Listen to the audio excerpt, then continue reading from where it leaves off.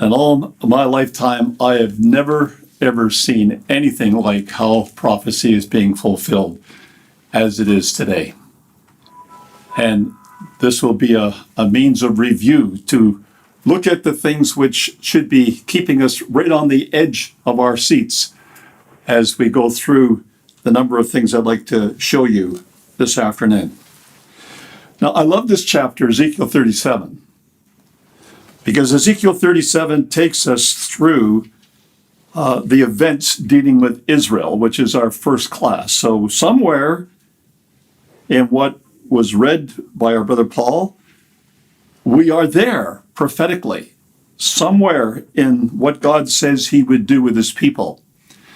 And I put this slide on first for you so you could read that as you came in and just think a little bit about this. But this would illustrate to us the blessedness that we have of living today.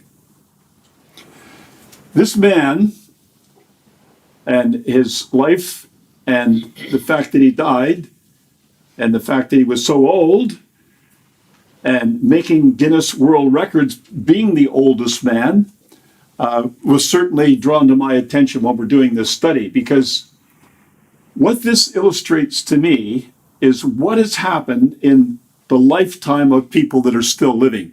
That we're looking at these dates: 1917, 1948, 1967, 2018. Those are the significant dates. Well, this man saw them all. He died in 2017, so he saw the events that happened in just this past year. But that's really kind of interesting, isn't it? That he would have seen all those significant dates when in fact the prophecy that we just read was given to Ezekiel about 2,500 years ago. And in that 2,500 years, for 2,400 of those years, people didn't see this. It's just people living today that are seeing these prophecies come to pass.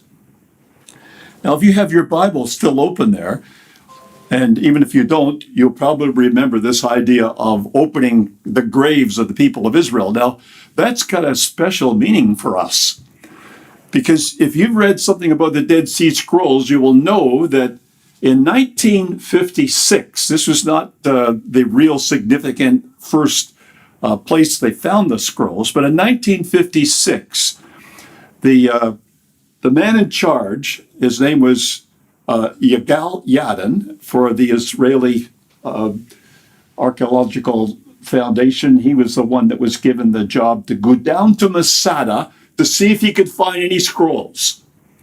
And they went around Masada and they dug up this and that and the other, and they found a few little bits and pieces. But one of the things that really was spectacular to them was they found a synagogue. They recognized it as a synagogue because it was facing Jerusalem. And they thought, well, if there's going to be any scrolls, they're going to be somewhere around that synagogue, because what do you do with an old Bible? What do you do with an old scroll? Well, there'd be very few of us would ever burn a Bible, an old Bible that we had. There's not many of us would even throw it out. We still got them. They're in the house somewhere. That's the respect we have for the book. So what the Jews had been doing was they buried them. It was like having a grave for an old book. They put into what they called a geniza. So they thought there would be one around the synagogue, and they dug up the floor, and looking at the surface of the ground underneath the floor, they found a couple places where it looked like there had been some digging, who knows when, in the past. So they were digging, and they were digging, and in that kind of digging, finding loose soil, they had to be digging with something like a little tiny pick and a brush. And they're going down. They got down maybe 2 to 3 feet, and they found a little bit of something that had writing on it. It wasn't a scroll. It was just a little bit of animal skin that was still there with writing on it, but they were able to identify the writing. It was Ezekiel 37. It was this prophecy about a valley of dry bones, of God bringing them back from all the death places that they had died in around Europe. They came back to the land. Now, for Bible students, that's pretty spectacular. That after all those years of that prophecy, in our lifetime, 1956, well, not everybody was born in 1956, but most of us would have, and a few of us would have recognized this fact. But that's the privilege we have, a tremendous privilege that God is showing to us what he is doing, and it's happening so fast now. This is one of the hardest talks I've ever had to do, because every time you turn the news on, something new has happened, and it affects what you were intending to say. So I had to put at least one new slide in just from something that happened 2 days ago. So it's very difficult to keep it current. Well, this man saw it all. There wouldn't be too many people that could remember things that happened in 1917 that are still living. But 1917 was a very, very significant year. So welcome to our Signs of the Times and our ecclesial study weekend. I hope it's going to be valuable to you. It's very visual. Okay, so I most of the time, in fact, almost all of the time in these first few talks, you can just look at this and just watch it. I got the slides here. If anyone wants the details on the slides, we're glad to give you the slide set so you can look it over later on. You're not really required to keep up by taking notes. In this way, we can get a lot more into an hour. Now, the study topics, Class 1, Israel the spoil. So out of all the things that you could say about Israel, we'd like to identify and work in why Israel is so attractive, that God would illustrate to us in this prophecy in Ezekiel that there's a spoil there. What would that spoil be? And then, of course, Class 2, Russia the thief. Now, it's just interesting, isn't it? And if you turn the news on the last week, you've heard about Russia, you've heard about Israel. They just all the time seem to be in the news. And then this Class 3, fit for destruction, is what you might think is kind of negative. But when you look at the Bible prophecies of the Bible, and you see in maybe 7 different areas how they're all negative, that's the way it's going to come to the point of the Lord's return. Things aren't going to get better. We're not going to get better and better as we go on. Things are going to get worse and worse as we go on. And we've got to see this for how broadly that is in the life of all those who are living. Class 4, the exhortation fits in this theme. Like, you really haven't got all the classes if you've missed the exhortation and if you've missed Class 5, because all 5 of them are needed to put the whole theme together. Otherwise, you go away with a bit of an imbalance. If you leave at the end of today and you don't see what comes tomorrow, you're left in a bit of a negative mode for what we presented. Well, that's because there's a couple things that we haven't finished. So this is one of the most important Bible prophecies with respect to Israel. But there's not many times that we focus on something in a prophecy like that. And what I want to focus on is God's name and what he says he's doing here. And I want to give this flavor to this talk, that Israel is not an independent body that is just doing something and God says, well, look at what they're doing. No, these people are God's witnesses. They are witnessing to what God said would happen. And hence they are the witnesses that there is a God. You are my witnesses, saith Yahweh, my servant whom I have chosen, that you may know and believe me and understand that I am he. Before me there was no God formed, neither shall there be after me. I, even I, am Yahweh. Beside me there is no Savior. I have declared and have saved, and I have showed when there was no strange God among you. Therefore you are my witnesses, saith Yahweh, that I am God. You can read that passage without ever seeing that focus. What God's trying to tell us is look to him. You only see God through Israel's witnessing. So Israel's not the critical thing to be watching. It's watching God's hand and seeing that what he said would happen is happening. And this becomes much more spectacular to us. Now, some of these pictures are really revealing. If you've never been to Israel, it's pretty built up around the old city of Jerusalem. It's not as if you can walk out in open fields. There's not too many open fields there. Almost everything is built up where it's walled and you're not allowed in. Well, that's because of the years and years of civilization. But that's the prize spot. That's the focus of the world. So we want to look in this talk at the revival of the descendants of Jacob is recent and ongoing. The revival is the work of their God, not of themselves. The flashpoint is Jerusalem. Jerusalem will fall again. Israel's confidence in the spoil that will attract the nations. Their walls will not stop the invasion, and Israel will be humbled before the kingdom of God is restored. That's our agenda for this first talk. So the Jews back in their land, well, when you think that Tel Aviv, a little over 100 years ago, was just sand dunes, that's pretty spectacular. Like almost everything you see about Israel tells you how privileged we are to be alive and why our witness should be so strong and our faith likewise strong, because other people of other ages longed to see these things, never saw them. They saw them prophetically, but they didn't see the reality. That's reality. Joel chapter 3, verses 1 and 2, it says, "Behold, in those days and that time, when I bring again the captivity of Judah and Jerusalem, I will also gather all nations and bring them down to the valley of Jehoshaphat, and will plead with them there for my people and for my heritage Israel, whom they have scattered among the nations and parted my land." Now, this is interesting when you see again God introducing himself in this way. When I shall bring again the captivity of Judah and Jerusalem. Well, we've seen both of those. We saw Judah, we saw the state of Israel proclaimed again as one state, like Ezekiel 37 said it would be. Now we've seen Jerusalem, 1967. So again, we're very privileged.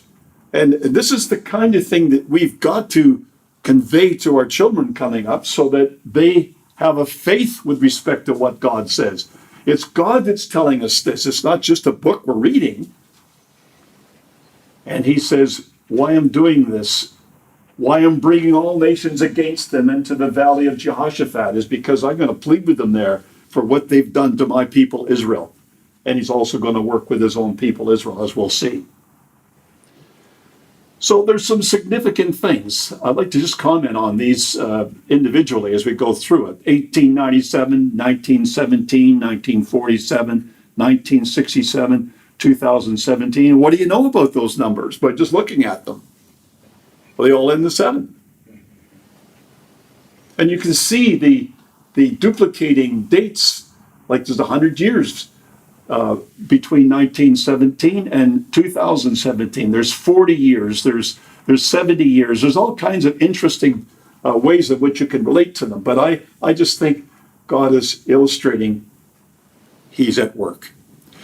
Brothers and sisters, this is no time to have a weak faith.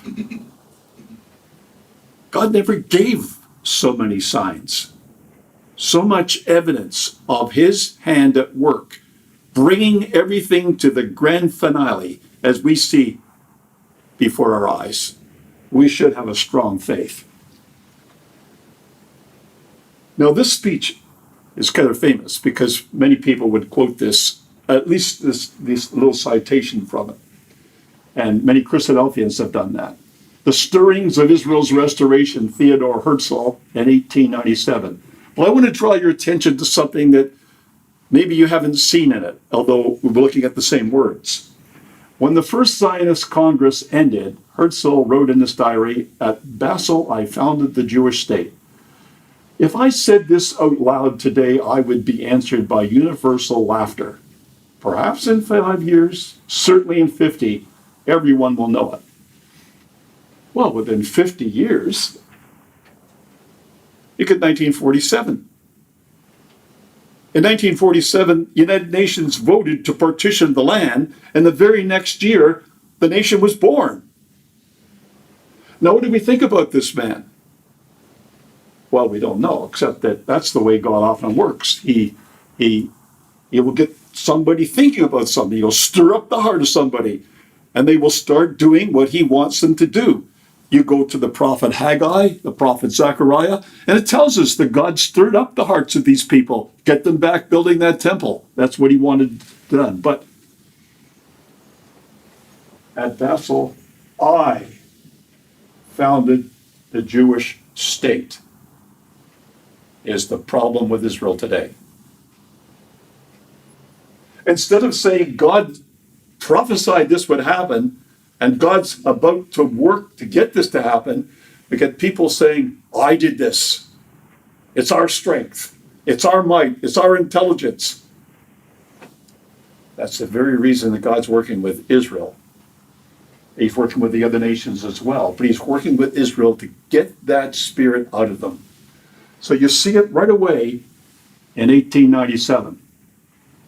1917 was a wonderful year prophetically. We sometimes don't speak of all the things that happened, and we're not intending to do that, but certainly General Allenby and the British going into Jerusalem in 1917, well, what you really need to do is read the whole story of it, of how the British were able to drive the Turks out of the land at that particular time, and the battles they fought, and how the battles were won, to understand this was a work of God.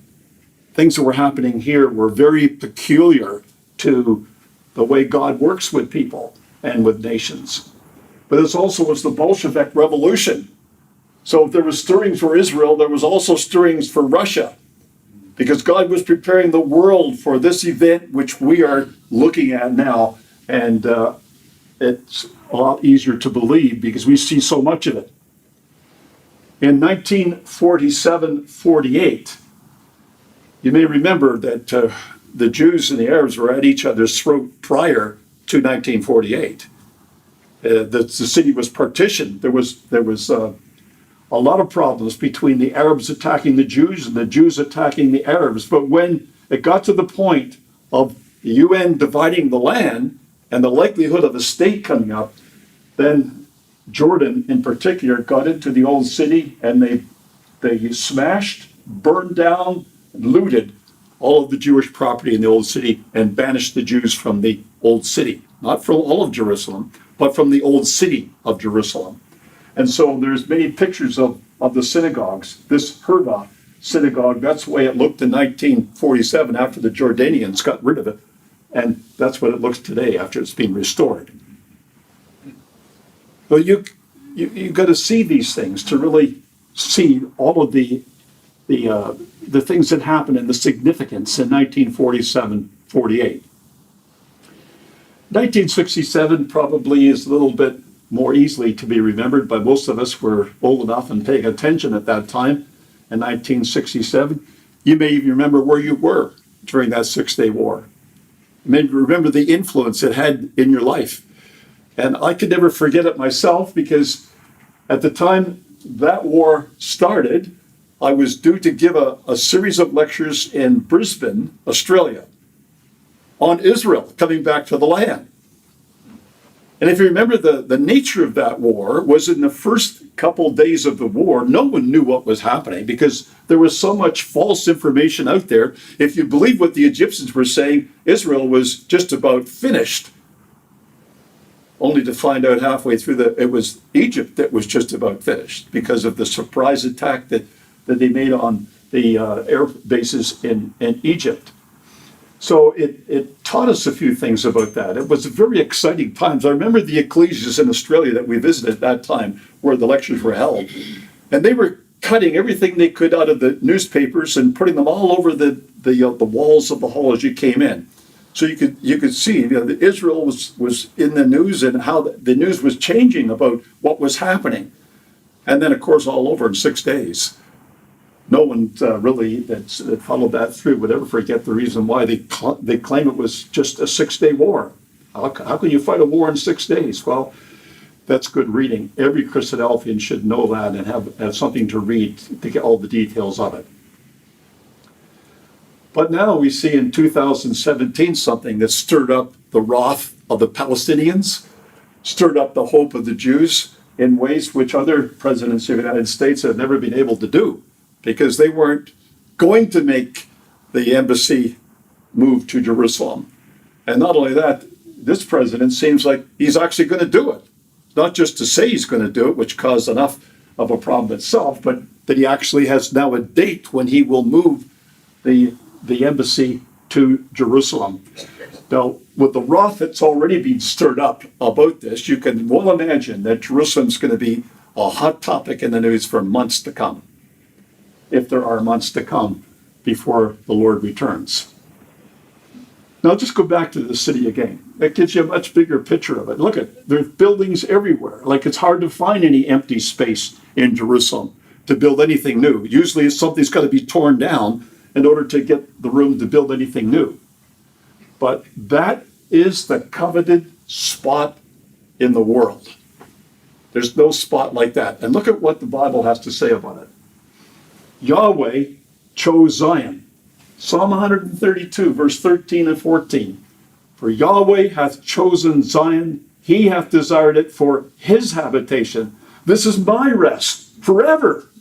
Here will I dwell, for I have desired it. Now, where do you hear that in today's news? That this is God's city. Well, no one would understand what you meant anyway if they said it was God's city. Do you mean Allah? Do you mean, they probably wouldn't even know the name Yahweh. It's left to us, brothers and sisters, to tell, no, this is Yahweh. This is not God as people think of God in today's world who know nothing about the Bible. This is not the Allah God of the Arabs.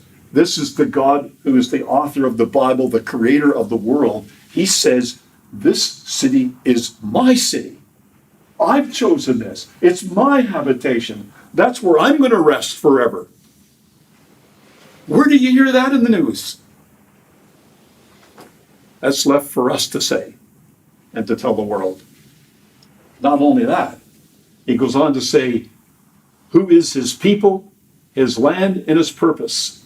In Ezekiel 38, verse 16, he says, to the Gogian host, thou shalt come up against my people of Israel, as a cloud to cover the land. And it shall be in the latter days, and I will bring thee against my land, that the heathen of the nations may know me when I shall be sanctified in thee, O Gog, before their eyes. Who in the world's telling people that? Except us. Brothers and sisters, I don't know if you remember this, but back in 1967, when these things were happening, and some of the turmoil years of 1973, the Yom Kippur War, and things like that, the Christadelphians got together. Like, there'd be enough of you in Detroit to do something like this, and they bought a full page in the newspaper. And they put on a big splash ad about what God said he would do. This is the work of the God, the author of the Bible, the creator of the world. Got a lot of interest. And in those days, there'd be before the seminars, and people were taking courses. So you would sign people up for a Bible correspondence course. After that, people got into seminars. I don't know where people are on that today, but these are possibilities. We're going to have exciting times in the future. Are we ready? Do we have people that can write articles? Do we have any articles that are just waiting for the opportunity? Do we have a fund somewhere where we can appeal to money very quickly if we need to get something in a newspaper with a week's notice? Do we have a place where we could go and invite the public, where we could rent a facility that could hold a few hundred people and would be good, in a good central area where people could come. We are going for a very exciting ride when God actually does this in its full sway. But Israel has this master plan. And thanks to Don Pierce, mainly with the snippets files, I read that all the time. It takes a lot of time to read that file. He puts so much information out there that I tell you, usually if I leave that out late at night, I can hardly see when I'm finished. But look at their plan. Like there's no international airport down here. There's the Jordan River. There's the Dead Sea. This is just a flat area. There's nothing much of anything there. They plan to put an airport down there. These are the boundaries of Greater Jerusalem. So Israel has a big plan for Jerusalem. No wonder it's going to be, you can just imagine how the Arabs would complain about that, because in many cases that's not land that's within their boundaries and never was within their boundaries. So it's going to be kind of interesting to see how that works out. So God tells us in Ezekiel 36, because Ezekiel 36, 37, 38, 39 are the chapters where we have so much detail about this. And I think this is important, and this is the flavor we want to give our talks. We really would like people to see this. Ezekiel 36, 22, 23, therefore say unto the house of Israel, thus saith the Lord Yahweh, I do not this for your sakes, O house of Israel, but for mine holy name's sake, which you have profaned among the nations whither you went. And I will sanctify my great name, which was profaned among the nations, which you have profaned in the midst of them. And the nations shall know that I am Yahweh, saith the Lord Yahweh, when I shall be sanctified in you before their eyes. Now that's not going to happen by any ways that you can see the nations analyzing the news. They don't factor that in at all, that God will be finally sanctified in the eyes of the nations of the world by what he does with Israel. If someone doesn't make it known to people what God is doing with Israel and showing them the details of this, that's not going to happen easy. I wanted to tell you a little story about this because when Brother Paul Billington and I went on one of our video tours in Israel to try to get something for the Bible magazine, we had a little bit of time before we left from the Lod International Airport in near Jerusalem. And as we're driving down the road, we saw this place at Latron. It's not far from the airport. And we thought, well, it's kind of an interesting place. It looks like it's the gate's open. It's an army base. So we drove in and, no one seemed to bother. We parked the car and walked around and found all these weapons of war there. And so we thought, well, we'd just do a little taping here because this would make a good tape. So one of those tapes, I don't know which one it was, has this on it. And these weapons were mainly weapons that were captured by Israel in the 1967 war. Some of them were Israeli weapons that had been used in the war, and they were just kept there. So people, when they came to train in Israel, they'd come to this base at Latron, and they would learn things about the various weapons of other nations. Probably the most outstanding weapon that was in there was a Palestinian tank. And it had the character of being painted bright blue. And why would anybody paint a tank bright blue? Because they usually are camouflage. If you see a bright blue thing, it's a target right away. And apparently the reason why that was bright blue is because the Palestinians were more afraid of the devil than they were of the enemy. And that was to ward off the devil. Never mind the enemy. So and it's there. It was in that collection. So to do a video, a short video, you had to be able to say it properly. It would take about 3 or 4, maybe a little longer, up to 5 minutes to say this. And when you said it the first day, you didn't have time for notes. So you just had to make this up. You just had to have the Bible passages in your mind and go through it. And I had to go through, on this one, Zechariah 14, talk about Jerusalem. We talked about Micah chapter 4. We talked about Joel chapter 3. And we have got a little bit into Daniel. So I went through it once. Then I noticed there's a soldier come out. He stood by the camera. He's got his gun and everything. He's looking down. It wasn't what we expected, but then we didn't ask for permission. So I had to go through this with that little extra nervousness about 5 times. So this soldier heard this 5 times running, the same story about what was going to happen to Israel. What we wanted to illustrate was Israel's going to be clobbered in this next war. So I thought, well, they're going to have to face the music sometime. You got to stop this and go up and talk to this man. So we did. We went up to talk to him, and I tell you, we couldn't believe what this man said. Now, this was a younger man, and he would be of the character of the settlers. And if you've been following the Bible magazine, you would know that the settlers have a different spirit in them than the average Israeli. And this man said to me, in the best he could speak with English, because he wasn't really real fluent in English, he said, I agree with everything you said, except I don't agree that Jerusalem will fall again. He says that happened in 1947. Well, it did, because they were driven out of the old city by the Jordanians in 1947. And he thought that was the answer to Zechariah 14. But you know what he said?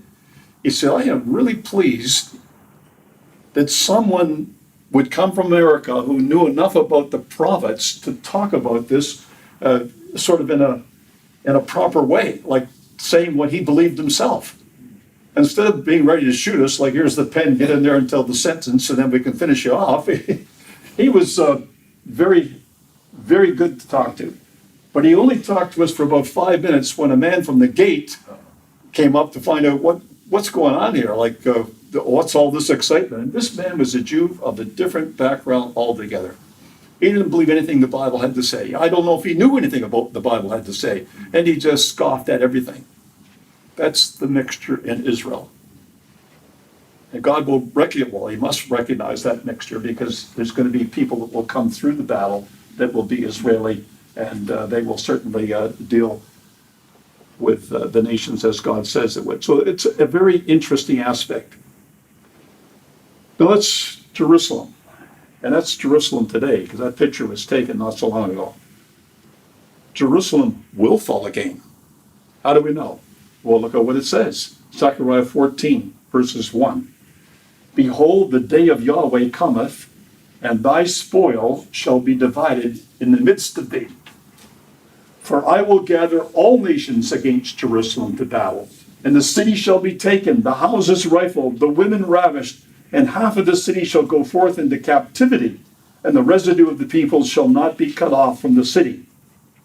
Then shall Yahweh go forth and fight against those nations as when he fought in the day of battle. Now, there's a couple of things about those 3 verses that will obviously illustrate it couldn't have been 1947. Certainly, Yahweh didn't go forth and fight against those nations as he fought in the day of battle.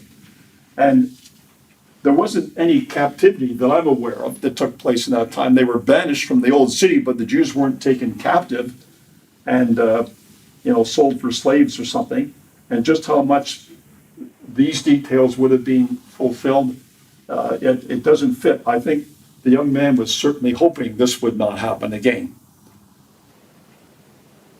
But it's going to happen again, because it's never happened yet.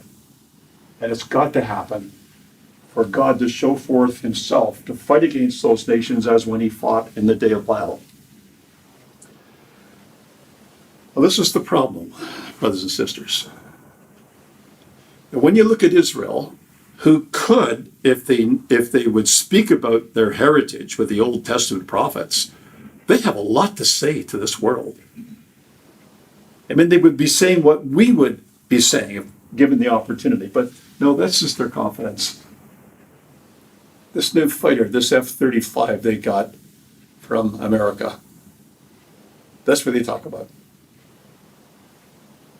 Their guns, their ability to fight in war, their training, their Iron Dome missiles, how they can defend their cities, and their miles and miles and miles of fence.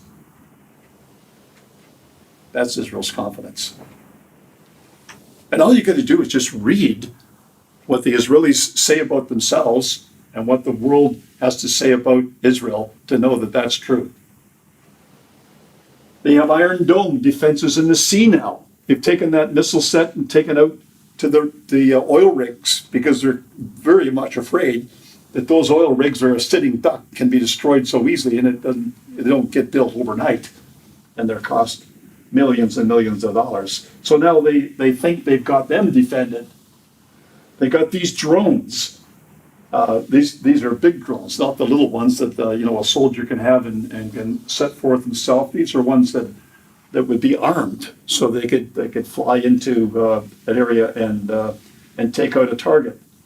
Something like the ones that recently entered Israeli airspace from Syria, which was built by the Iranians.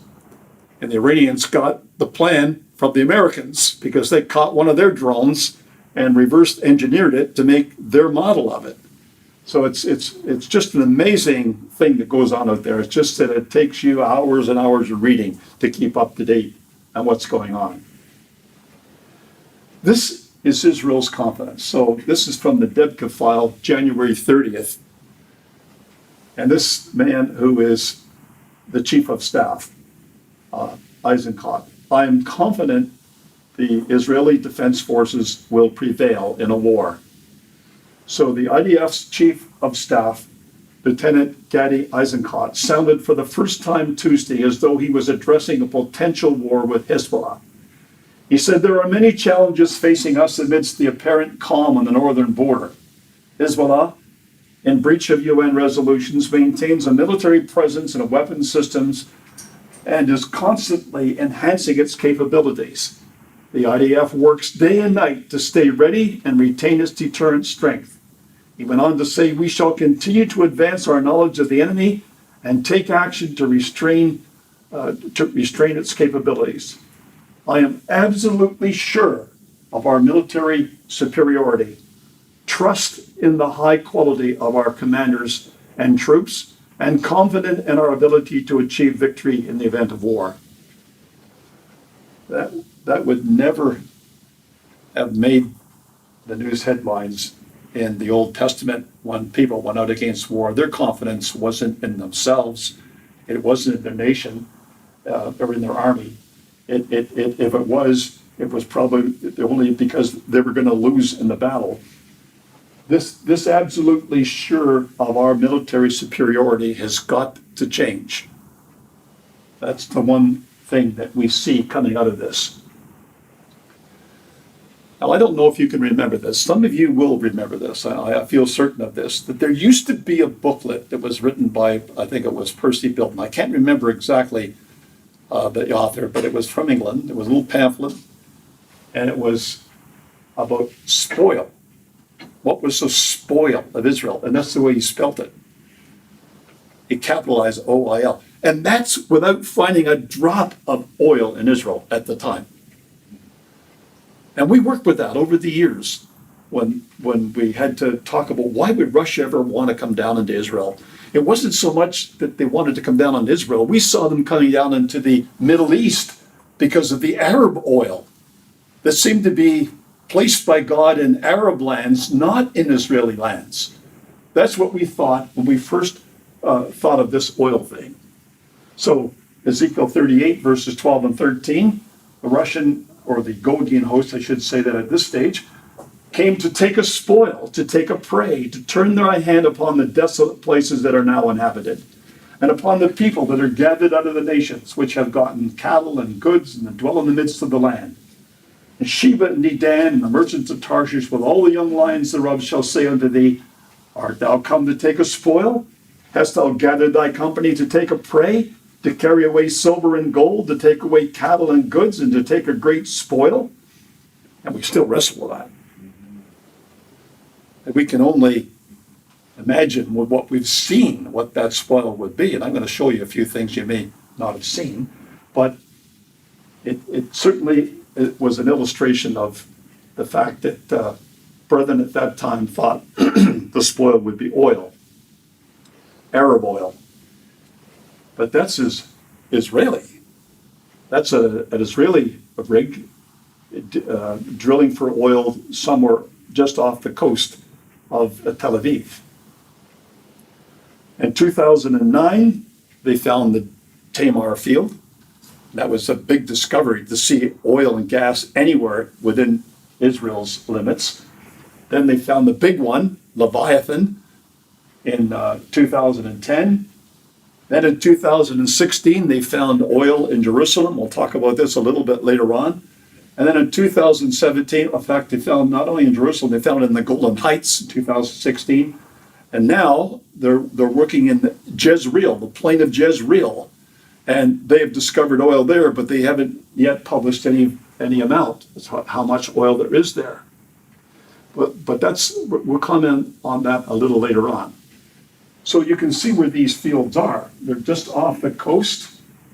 Leviathan being out further out here, but as far as Israel's sort of area of limit goes, when you're going to deal with Cyprus, you're going to deal with Egypt, you're going to deal with Turkey.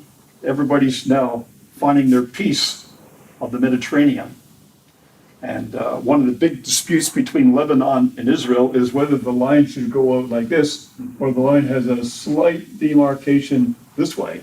Israel wants the bigger slice, but Lebanon wants what they feel is you can see the strife that's there. But it's a huge amount, and the reason why that's important will be apparent in just a few slides. So here you see one of the slides that I managed to get recently, because it's a complicated thing. It's not just Israel finding oil. It's found now that it's that Lebanon is drilling for oil. Syria is interested in their part. Cyprus is interested in their part. Turkey's interested in their part. Egypt wants their part. And now they're squabbling over what they can find. And this big field here is actually claimed in the literature to be bigger than Leviathan. This is Egypt's field. Now, isn't it interesting that Egypt should have such a huge find of oil at this time in history?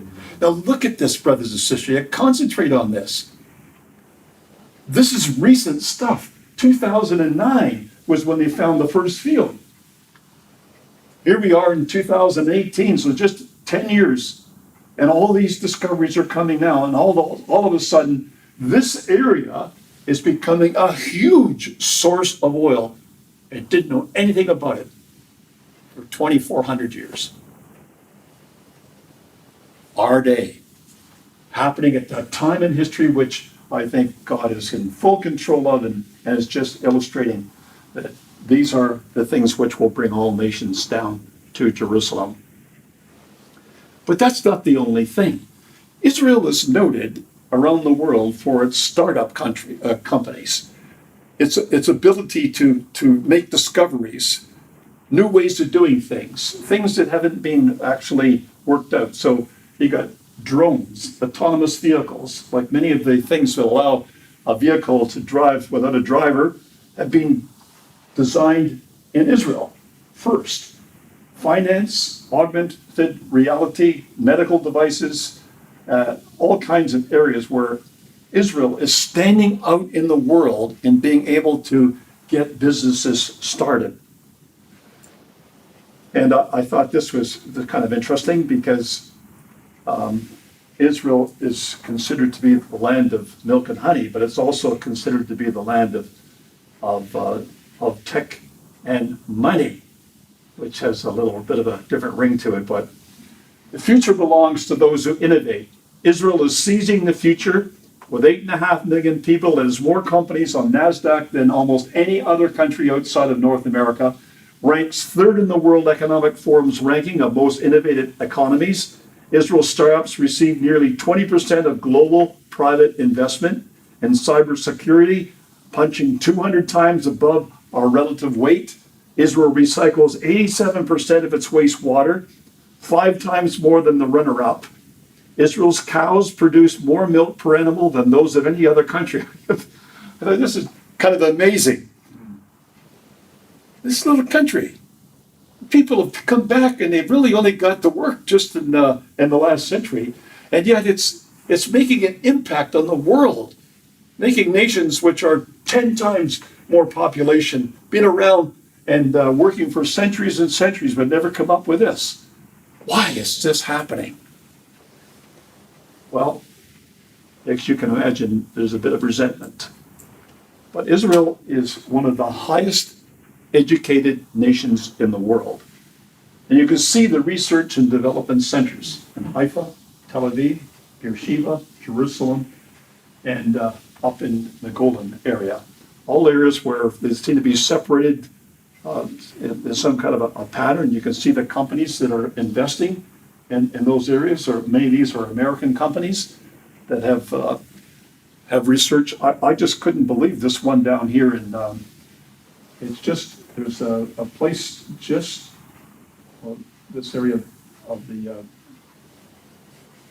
Gaza would be down in here, and just near Gaza in the city of Gath, the old city of Gath, not actually in the old ruins, but where the city of Gath was, Intel has built this huge plant to build chips. And during a time when the Palestinians were trying to hit Tel Aviv with missiles from Gaza, Intel announces a $2 billion expansion of the factory. Well, missiles are going over top. And this is crazy. No one would do that. They would pull their resources out of the nation. But they're so confident that Israel can handle it, they go ahead anyway. And so all these nations, which you would think they'd be scared out of these places, they're all in Israel, working on it. This was interesting. It's not as if this is the first time this has happened, because people knew you could get water from air. But it took a Jewish company to do this, using 1 kilowatt of energy to produce 1 gallon of drinking water. So that gives you an idea of a new, easier method or way they've done it, certainly much cheaper. This is controlled by a Russian-Israeli billionaire. It's interesting, the connection between Russia and Israel in the way Israel's developing. And eyes the mass assembly of water-producing units by year end. WaterGen Limited, an Israeli company whose technology captures humidity in order to make drinking water out of the air, is not likely to experience the cash flow squeeze that afflicts many fast-growing companies because you got a billionaire behind it. But you think of the import of that in countries which don't have water, like what's recently happened down in the very bottom of South Africa, where a nation runs out of water. What do? Or nations which have suffered some catastrophe, like a huge storm went through and there's no water safe to drink. But these kind of methods and doing it cheap enough illustrate how Israel is taking advantage of every little niche they can to do things which, well, you can look at it to say help the world, or you can look at it as a way to advance their economy. All these devices, born in Israel. That's the way Israel faces the world. Look at what we can do. If you've listened to the speeches of Netanyahu, you know that's what he presents to the world. Look at what Israel can do for you. And so I don't want to go through all of those things, but you can just see the number of things that have been developed in Israel. United Nations ranks the Israeli Defense Force Emergency Medical Team as #1 in the world. Able to take something and go to a place where they've had an earthquake and a lot of people are needing hospital care or some other catastrophe, can set it up and can offer people something that can't be obtained at that quality anywhere else in the world. This little nation of Israel. It's just amazing how they can do that. But getting back to the city and the problem there. Jerusalem in 2018 still a divided city. This old city, you can see the walls here. This is the area of the old city. And it's the old city that's the city in dispute. This is East Jerusalem. That's the city in dispute.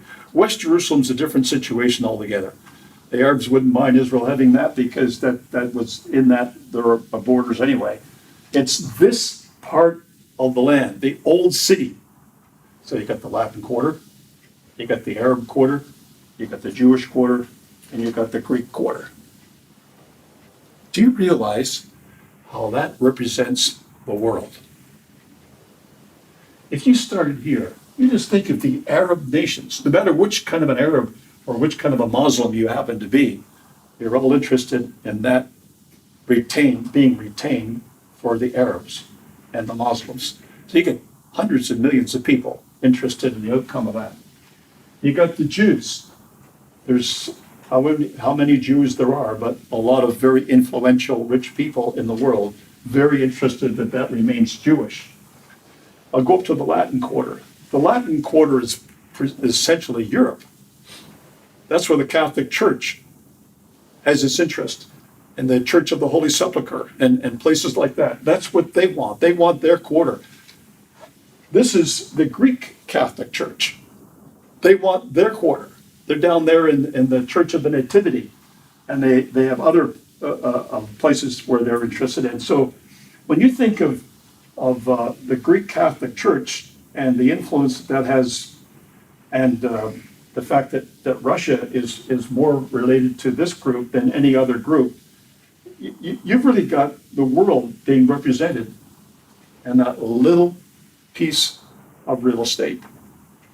No wonder God said, and said so accurately with his prophets back in Ezekiel, that's where this is going to be settled. The nations will be drawn to Jerusalem. So you got the Muslims, Dome of the Rock. That's the most prized position because that is built on, they believe, the remnants of the old temple. So the Jews and the Muslims, the Jews would love to get rid of that, and the Muslims God's given them control because the Jews would do something God doesn't want them to do. And so that's sitting there until the right time. You got the Jewish, that's what they got, the remnants of Herod's temple. They can look at it below a certain level where they can be sure that it was Herod's temple. You got the Church of the Holy Sepulchre. That was really interesting what happened this week. Hot off the press, February the 25th. They closed the doors. Why did they close the doors? Because there was a dispute between the Catholic Church and the state of Israel on taxation, not taxation of this place, but because some of these churches own land that doesn't have any church on it. And they were selling it off to other people, and they weren't paying any taxes because they said the church owned it. So what the church people decided to do, and we'll just close this up. We'll just let the world get angry over this. Well, it was only a couple days, and the law was written down. They know no way they're going to have that law. The Jews backed off. And it just illustrates the power of that city. They just go to their quarter. What did we think about this? We don't want it. Get up and say something. And that quieted that one down. So this is the Armenian St. James Cathedral, which is also in the old city. Like just all of these things cramped into this little piece of real estate. I wanted to bring this to you, though, because this is one that's not in the old city. The wall would just be down here. There's the Church of All Nations, and here's the Church of Mary Magdalene. And that's Russian. That's owned by the Russian Orthodox Church. See, Russia's got real estate in Jerusalem. And it's interesting how this is going back, maybe 2 centuries when these places were built. But they were built, it seems, so that these people would see they have roots there and they're not going to give them up.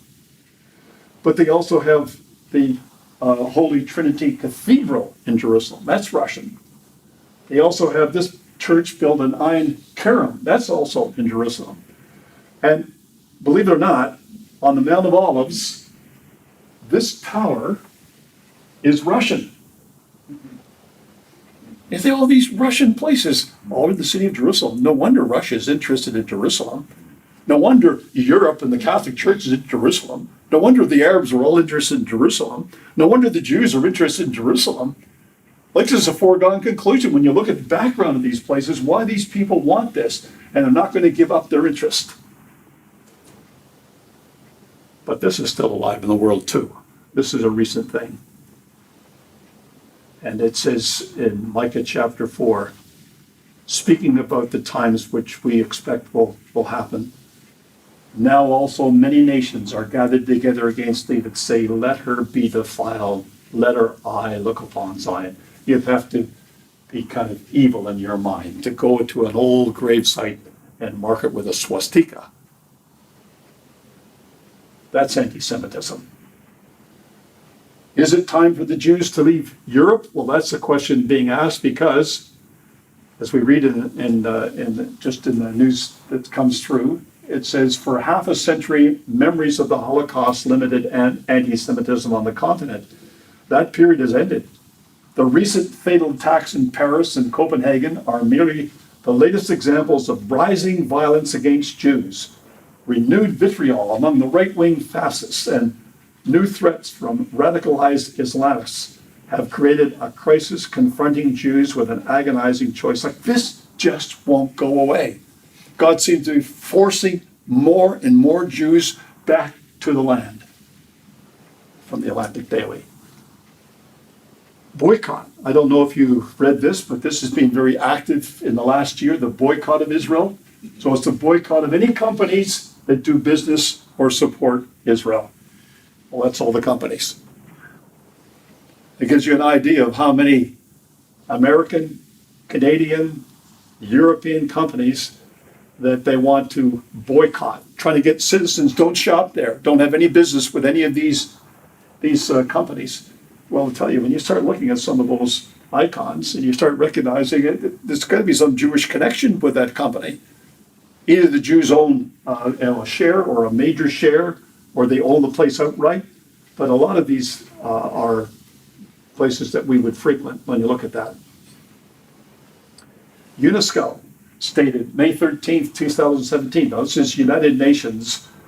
This was set up in 1945 for education, science, and culture. And it stated, and this is just one of the things, any action taken by Israel, the occupying power, to impose its laws, jurisdiction, and administration on the city of Jerusalem are illegal and therefore null and void and have no validity whatsoever. That's United Nations. That's what they think of the Jews and what they're doing in the land. So it adopted the resolution with just 22 members voting in favor, 10 voting against, 23 abstaining. Israel has long complained the bias at the UN forums where it and its allies are often outnumbered by Arab nations and others that support the Palestinians. You just see the agitation at level after level of things relating to the city of Jerusalem. Again, you look at those faces, and you know where that picture came from. So, again, the Debka file that Brother Don Pierce sends to us occasionally. The Poland's Senate passes a controversial Holocaust bill. What did it say? Well, the news item said, the Polish upper house passed by 57 votes to 23 with 2 abstentions, the bill making it illegal to accuse Poles of complicity in the Nazi Holocaust against fines or a maximum 3-year jail sentence. It also prohibits describing Nazi death camps in Poland, where 3 million Jews perished, as Polish. The measure has caused a rift with Israel, which accuses Poland of attempting to change history. The U.S. also asked the Polish government to rethink the measure, lest it undermine free speech in Poland and cause further diplomatic controversy. The bill must be signed by the president before becoming law. I understand it was signed. Just illustrating how people feel about the Jews in general around the world. But in Micah chapter 4 continues on. We read that verse. But they know not the thoughts of Yahweh, neither understand they his counsel, for he shall gather them as sheaves into the floor. And the time will come, and God says, arise and thresh, O daughter of Zion. I will make thine horn iron, I will make thy hoofs brass. Thou shalt beat in pieces many people, and I will consecrate their gain unto Yahweh, and their substance unto the Lord of the whole earth. Like, that's the end of this. This is where we are. Certainly that is true, but God's gathering them to that site as sheaves into the floor for a time of threshing. That's the work of God and what's happening. Now, I just want to spend a little bit of time on this because a lot of people have difficulty with this part of the prophecy. Because the prophecy says that they would go up against the nation in Ezekiel 38 without walls and no bars and no gates. And there's probably more walls in Israel than any other nation around when it comes to trying to defend themselves from the attacks of neighbors at this particular time. I mean, these are huge, these walls that go around, and they do effectively form a barricade where you can then concentrate on a gate and focus the army's attempts to keep people back in just one location. So Ezekiel 38 verse 11 says, Thou shalt say, I will go up to a land of unwalled villages. I will go to them that are at rest, that dwell safely, all of them dwelling without walls, having neither gates, bars, nor gates. Now, it depends how much time you thought about this and how you develop what's said there. If you think that there can't be any walls or any gates, there's got to be a tremendous transformation in Israel.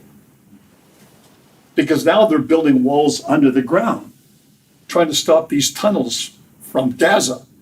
And these are going down, almost in some cases to 100 meters with the rods that go down to detect any movement in the land and the ground around Gaza. So, I mean, why would you remove them? You just leave them there. You didn't want them. So we really have to think about this. Why is it that they go up to what they say is a place of unwalled villages? Well, I want you to think of this because this is just one resolution of this difficulty. But if you read the scriptures and you go over and over this, many, many times walls are spoken of in a figurative sense.